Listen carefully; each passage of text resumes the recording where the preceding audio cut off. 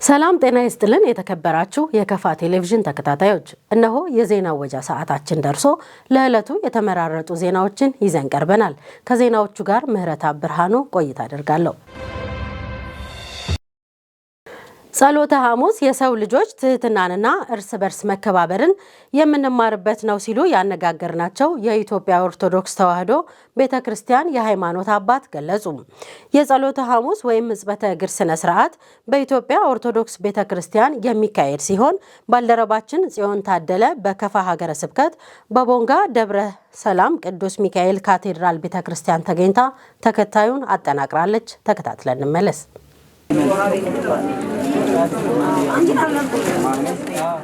የኢትዮጵያ ኦርቶዶክስ ተዋሕዶ ቤተክርስቲያን ከትንሣኤ አንድ ሳምንት በፊት ያለውን ሳምንት ሰሞነ ሕማማት በማለት ትዘክራለች። በሕማማት ሳምንት ከሚታሰቡ ዕለቶች መካከል የዛሬዋ ቀን ጸሎተ ሐሙስ፣ ሕጽበተ እግር፣ የሚስጥር ቀን፣ የአዲስ ኪዳንና የነጻነት ሐሙስ ተብላ ትጠራለች።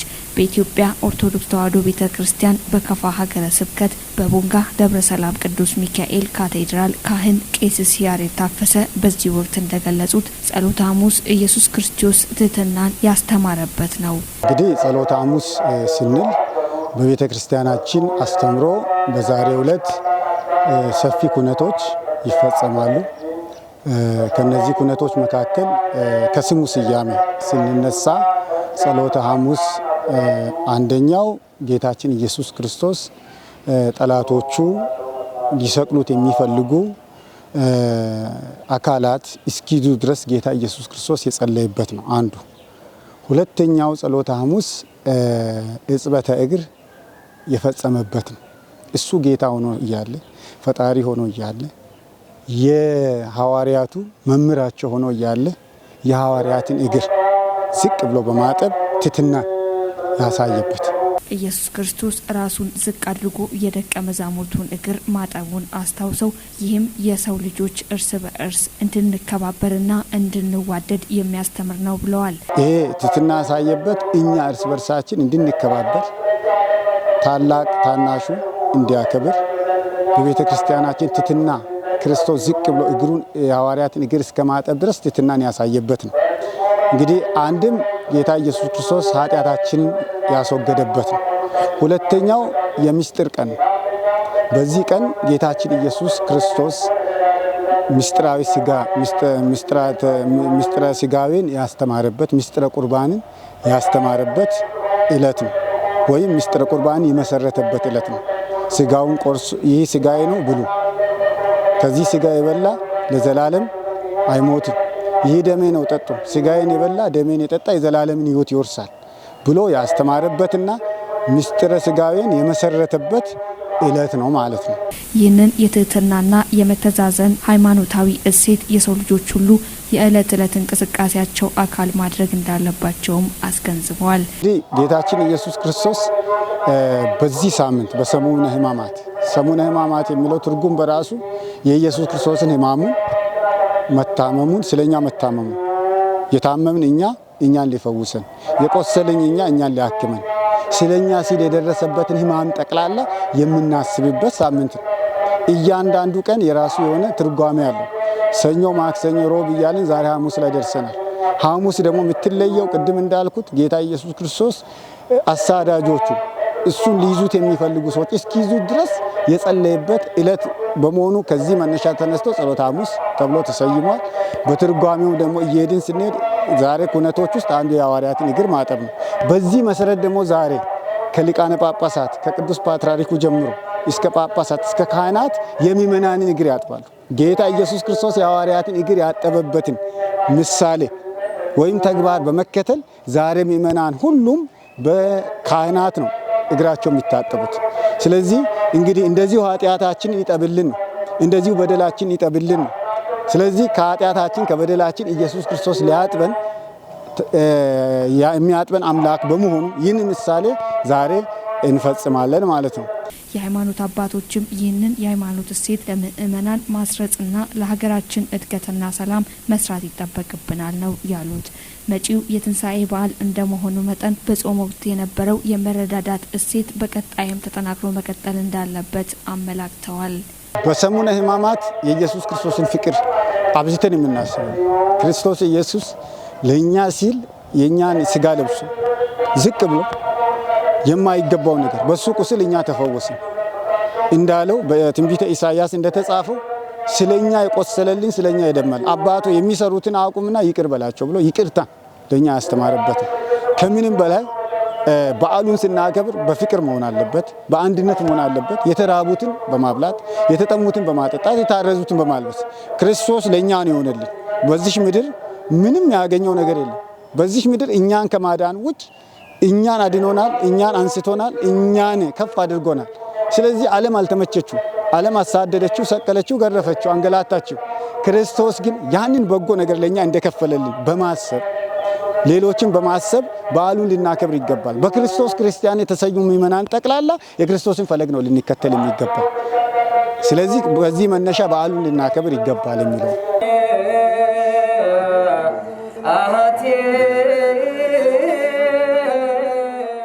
በተያያዘ ዜና ጸሎተ ሐሙስ የክርስትና እምነት ተከታዮች ከመድኃኒታችን ኢየሱስ ክርስቶስ የተማሩትን ትህትናና መታዘዝን በተግባር ያሳዩበት ነው ሲሉ በኢትዮጵያ ካቶሊካዊት ቤተክርስቲያን የጅማ ቦንጋ ሀገረ ስብከት የውሹሽና አካባቢው ቤተክርስቲያን አገልጋይ አባ ታደለ ቢዮስ ተናገሩ። አገልጋዩ ጸሎተ ሐሙስን በተመለከተ ለጣቢያችን ማብራሪያ ሰጥተዋል። ሳሙኤል ቆጭቶ አዘጋጅቶታል። አንተነህ ፍቃዱ ያቀርበዋል።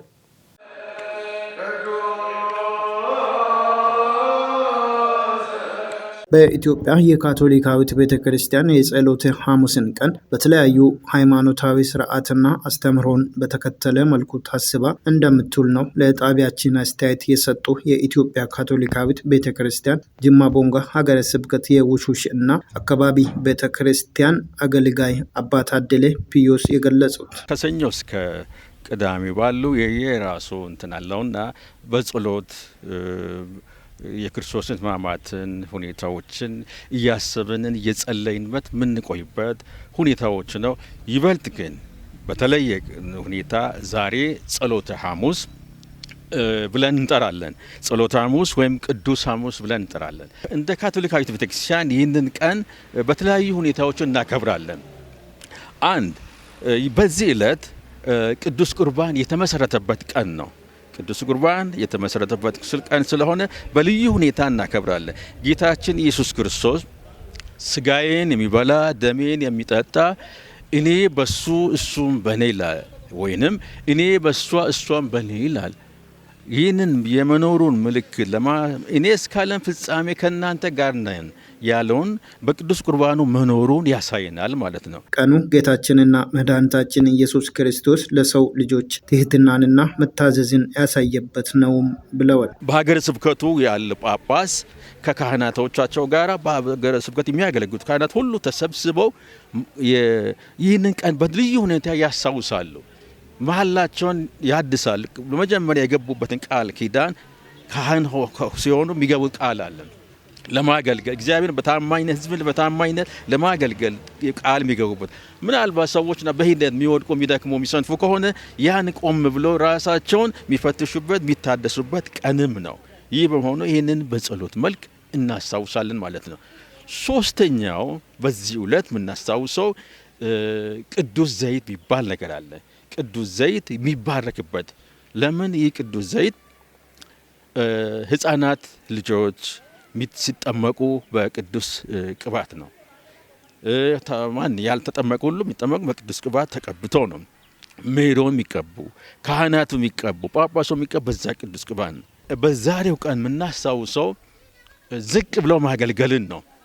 ዝቅ ብለው ማገልገልን ጌታችን ኢየሱስ ጌታ ሆኖ አምላክ ሆኖ የንጉሶች ነገስታት ሁሉ ዋና ሆኖ ዝቅ ብሎ አገልጋዮችን ጭቃ ወይም ቆሻሻ ሲያጥብ ዝቅ ብለን ስናገለግል እግዚአብሔር ይከብራል።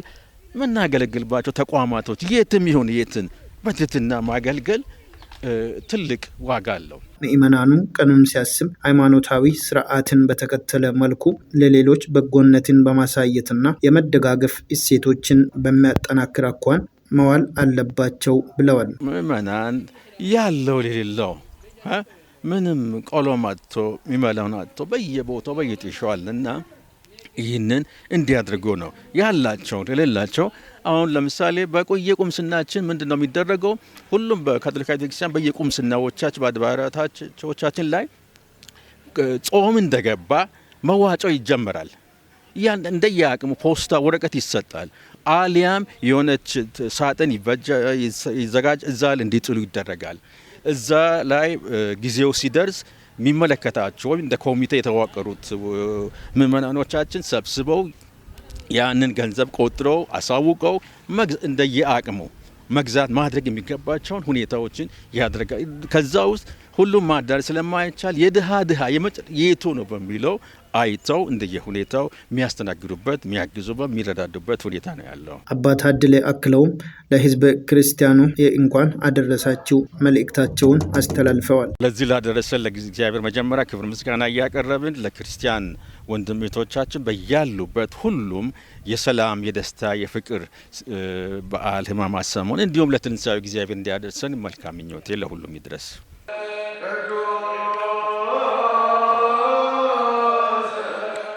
የበዓል ወቅት ወጪን አቅምን ባገናዘበና ቁጠባን መሰረት ባደረገ መልኩ መሆን እንዳለበት ለጣቢያችን አስተያየታቸውን ያጋሩ ግለሰቦች ተናገሩ።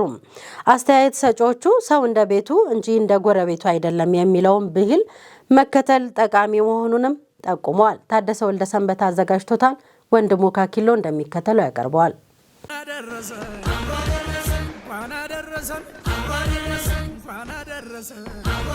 ዓመት በዓል ሲመጣ ወዳጅ ዘመድ ከቅርብና ከሩቅ ተሰባስቦ በድምቀት ማክበር ኢትዮጵያዊ እሴት ነው። በዛኑ ልክ በዓልን በድምቀት ለማክበር ሲባል ያልተገባ ወጪ ውስጥ መግባትም በብዙዎች ዘንድ የሚስተዋል ጎጂ ልማድ ነው። የዘንድሮ ፋሲካ በዓልን ምክንያት በማድረግ ያነጋገርናቸው የቦንጋ ከተማና ዙሪያዋ ነዋሪዎች ሰው እንደ ቤቱ እንጂ እንደ ጎረቤቱ ለመሆን ከአቅም በላይ በሆነ ችግር ውስጥ መውደቅ የለበትም ባይ ናቸው። ይህን ሀሳብ እንግዲህ እኔ ሰው ዛሬ ያለውን ትልቅ ነገር አድርጎ ከዋለ እኔ በግድ እንደዛው መዋል የለብኝም። አሁን ለምሳሌ ትራንስፖርት ችግር ነው ተብሎ ሰው እያማረረ ነው። ሰው ባለው አቅሙ ነው መኖር ያለበት። የግድ እኔ ጎረቤቴ በግ አረደ ብዬ እኔ በግ ማረድ የለብኝም። ባለኝ ነገር እግዚአብሔርን እያመሰገንኩኝ ባለኝ ከልጆቼ ጋር መዋል ነው ያለብኝ። ስለዚህ በዚህ ዘመን ጥሩ ጊዜ ነው፣ እግዚአብሔር ይመስገን። ሁሉ ነገር ነፃነት አለ፣ ዲሞክራሲ የተጠበቀ ነው። ባለ እንደ አቅም መኖር ትችላለህ። ሁሉ ጊዜ ችግር እያወራን ከመኖር እግዚአብሔርን እያመሰገንን ባለን ነገር መኖር ይቻላል። በአቅማችን ልክ እንደ ቤታችን መኖር፣ በቤተሰብ ደረጃ መዋየትና በእቅድ መንቀሳቀስ እንደሚገባን መክረዋል። አቅምን አውቆ መኖር ታላቅ ችሎታ ነውና ያለ ማቀድ ነው። እንግዲህ አንድ ነገር አለ፣ የማያቅድ ሰው ጨለማ ውስጥ እንዳለን እቅድ መስራቱ ወሳኝ ነው። እቅድ ሲታቀድ እኮ የቤተሰብ እቅድ አለ እኮ፣ የሀገራዊ እቅድም አለ። ሁሉም ቦታ በእቅድ ነው መራት ያለብኝ። ምንድነው ማድረግ ያለብኝ? ለዚህ በዓል ብቻ አይደለም፣ እንደ አጠቃላይ እንደ ህይወት ቤት ወጣት ለምሳሌ አሁን በአሁኑ ሰዓት ወጣቶች ነን። አብዛኛው ትውልዱ ወጣት ያለበት ጊዜ ውስጥ ያለ ነው። ወጣቱ የሚያገኝበት ኢኮኖሚን መሰረት አድርጎ ነው ማቀድ ያለበት።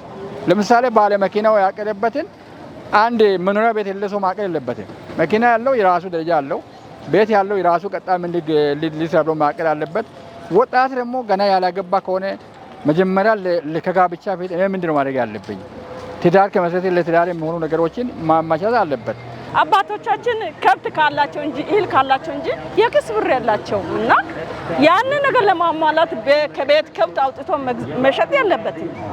ትንሽ ነገር ነውና የሆነውን ያህል አባትም በዛው አርሶ አደርም ቢሆን ለቤተሰቦቹ ግልጽ መሆን አለበት። መወያየት አለባቸው። ለበዓሉ ወይን አርገን ይሄን ንግዛ አንድ ላይ መጀመሪያ ይቤት ሐሳቡ ከነሱ ጋር የተስማማ ሐሳብ ሊኖራቸው ይገባልና ከሌላቸው ደግሞ እዚህ ውለድ ልጅ ለነ ልብስ ይገዛ ምስ ደግሞ እዛ ቅርጫ አለ እዛ ዶሮ አለ ከለቤት ተደርጓል ማለት ተገቢ አይደለም። ምክንያቱም ሰው ራሱ አንድ ቤት ያለ ሰው እንግዲህ ምንም የሚደበቅ ነገር የለም። እኔ እንደኔ ባልና ሚስት የሚደባበቁ ነገር የለም። ለሳቸው ለሁለቱም ያላቸውን ሀብት አንዱ ያንዱን ስለሚያውቅ እንዲህ አይነት ነገር ጎጂ ነው።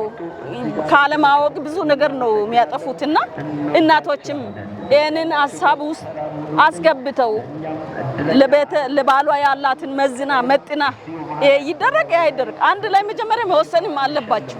ለባል ይሄን ማድረግ አለብን የሚችሉትን ያቅማቸውን። እንግዳ መሆን የለባትም። አብረው የኖሩ እንግዳ መሆን ይሄ ለትዳር መርዝ ነው እና ግልጽነት ያስፈልጋል፣ ታማኝነት ያስፈልጋል ለባለ ትዳሮች። እንደዛ ቢሆኑ በዓሉን ስናከብር የሌላቸውን በመጠየቅና በመተሳሰብ መሆን እንዳለበትም ምክራቸውን አክለዋል። መተሳሰብ ያለበት ቤተሰባዊ ነው መሆን ያለበት፣ መጠያየቅ ነው ያለበት። ሴቶች ወጥተው ከጎረቤቶቻቸው መጠያየቅ አለ። በመጨረሻ አስተያየት ሰጪዎቹ ለወዳጅ ዘመዶቻቸው የእንኳን አደረሳችሁ መልእክት አስተላልፈዋል። መጀመሪያ እንኳን አደረሰ ምለው ያው ልጆችን፣ ባለቤትን ከዛ ቀጥሎ አንድ ውድ እህቴ አለች ከነ ልጆቿ እንኳን ለዚህ ለ2018 ፋሲካ በዓል አደረሰ ከነ ቤተሰቦቼ ብዬ እህቴንም ቤተሰቦቼን እነግራለሁ። ከዛ በተረፈ ለመላ ኢትዮጵያ ክርስቲያን ለዚህ በዓል አክባሪ ለሆኑ በኢትዮጵያ ውስጥም በውጪም ሆኖ የሚያከብሩ ሰዎች እንኳን በሰላም ለ2018 ለፋሲካ በዓል አደረሳችሁ የሚል መልእክት አለኝ። ለእናንተም ቢሆን ለሚዲያም ቢሆን ሁላችሁም በአጠቃላይ መልክ እንኳን አደረሳችሁ መልእክት ማስተላለፍ እፈልጋለሁ። እንኳን አደረሳችሁ አጠቃላይ የኢትዮጵያን ሕዝብ በክርስትና ሃይማኖት ተከታዮችን እንኳን አደረሳችሁ። እነሱ ናቸው ይህንን በዓል የሚያከብሩና እላለሁ። ልጆችን ደግሞ አዲስ አበባ ያሉ 3 ልጆች አሉኝ። ልጅ ቅድስት ሀብቱ የምትባላለች፣ ቸርነት ሀብቱ፣ እንደገና መቅደስ ሀብቱ የሚባሉ 2 ልጆች አሉ። የእነሱን ጓደኞች በሙሉ እንኳን አደረሳችሁ እላለሁ። በአረማያ ዩኒቨርሲቲ ያለውን ልጅን ተሻገር ሀብቱን እንኳን አደረሰ እላለሁ። በወላይታ ሶዶ ያለችውን ልጅን ሶፊያ ሀብቱን እና ባለቤቷን እንኳን አደረሳችሁ እላለሁ። በጣም አመሰግናለሁ። እዚህ ለመልካም በዓል ለጌታ ለኢየሱስ ክርስቶስ ስቅለት በዓል እንኳን በሰላም አደረሳችሁ። አገራችንን ኢትዮጵያን ቦንጋን እግዚአብሔር ይባርካት። ለእናንተም መልካም በዓል እላለሁ። አመሰግናለሁ። የተከበራችሁ የከፋ ቴሌቪዥን ተከታታዮች ለዕለቱ የተዘጋጁ ዜናዎች የእስካሁኖቹ ነበሩ። ከዜናዎቹ ጋር ምህረት ብርሃኑ ቆይታ አድርጋለሁ። ቀሪ የጣቢያችን መሰናዶዎች ይቀጥላሉ። መልካም ጊዜ እንዲሆን ተመኘን። ሰላም።